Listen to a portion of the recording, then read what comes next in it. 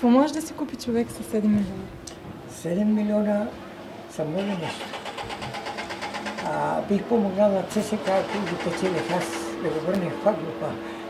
Ама що да правя? Не се подава на мен.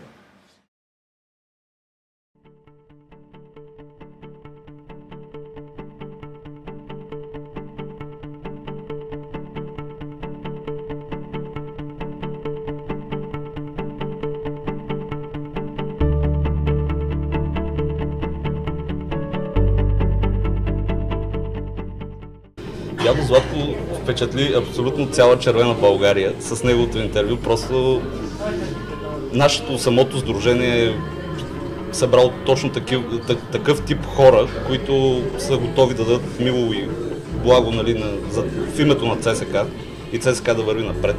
И когато видяхме въпросното интервю, нали, където дядото с такава чиста съвест и чисто сърце, нали, каза, бих помогнал на ЦСКА да влезе да се върне в А-група, това просто ни показва, че общо взето не сме и сами.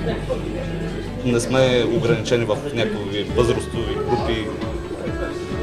Не знам, просто ни даде шанс да се борим и се радвам наистина, че ЦСКА е подкрепен от всяка точка на България по такъв начин.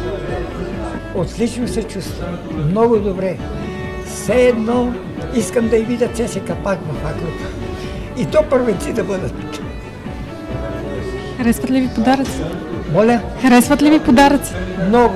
Благодаря много на всички, които се погрижиха за мене.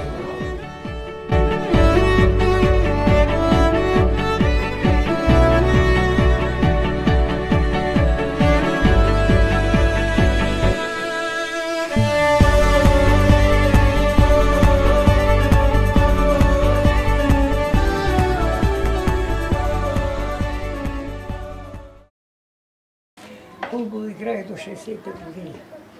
И затова съм с каката сакат. Не ме жалеха да има парата.